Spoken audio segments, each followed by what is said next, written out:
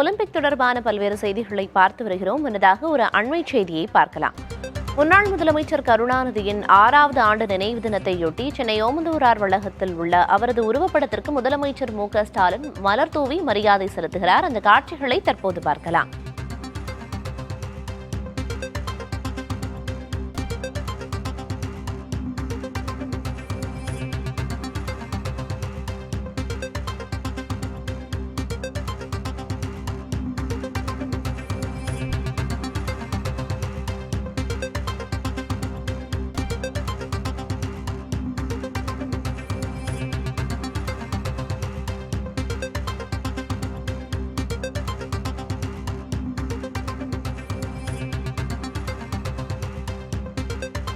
இது தொடர்பான விவரங்களை வழங்குவதற்காக செய்தியாளர் விக்னேஷ் முத்து இணைப்பில் இருக்கிறார். விக்னேஷ் முத்து, இந்த நிகழ்வுகளை முதலமைச்சர் உள்ளிட்ட வேறு யாரெல்லாம் பங்கேற்றிருக்காங்க, வேறு என்னென்ன நிகழ்வுகளுக்கு ஏற்பாடு செய்யப்பட்டிருக்கீங்க?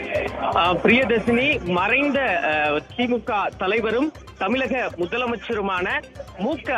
கருணாநிதியின் 6வது நினைவு நாள் இன்று அனுசரிக்கப்படுகிறது. இதையொட்டி சென்னை ஓமந்தூரார் அரசு மருத்துவமனை வளாகத்தில் இருக்கக்கூடிய முத்தமிழ் அறிஞர் கலைஞரின் உருவப்படத்திற்கு தமிழக முதலமைச்சர் மு.க. ஸ்டாலின் மலர் தூவி மரியாதை செலுத்தி இருக்கிறார்.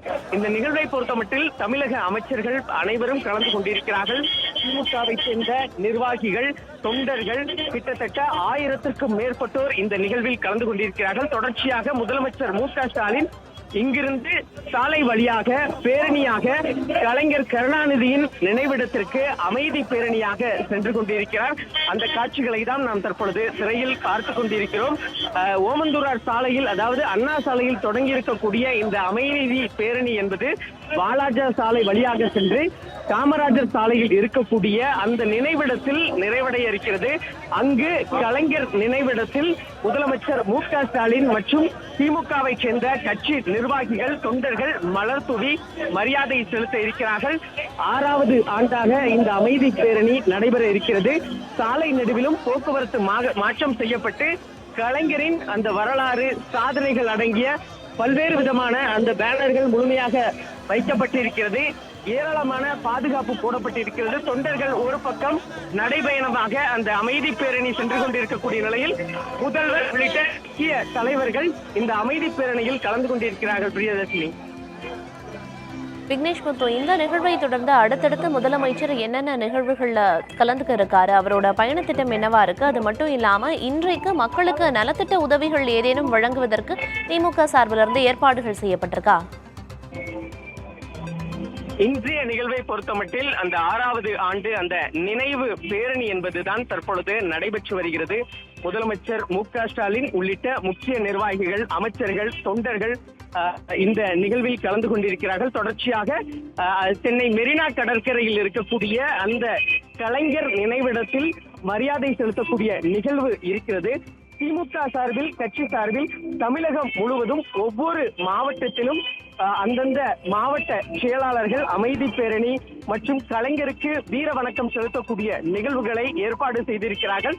அரசு சார்பில் இன்றைய தினம் பல்வேறு திட்டங்களை தொடங்கி வைக்கும் நிகழ்விலும் முதலமைச்சர் மு.க. ஸ்டாலின் கலந்து கொள்கிறார்.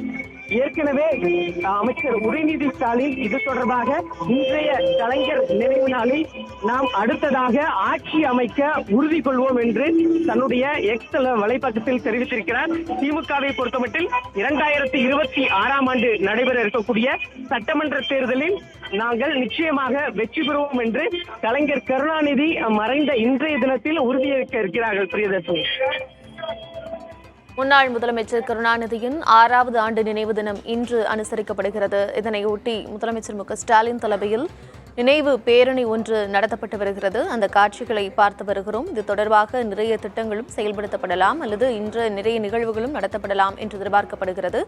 தொடர்ந்து முதலமைச்சர் மு.க. ஸ்டாலின் தலைமையில் பேரணி நடைபெற்று வருவதை நம்மால் பார்க்க முடிகிறது. முன்னாள் முதலமைச்சர் கருணாநிதி 6வது ஆண்டு நினைவு தினத்தையொட்டி இன்று இந்த நிகழ்வு அனுசரிக்கப்படுகிறது.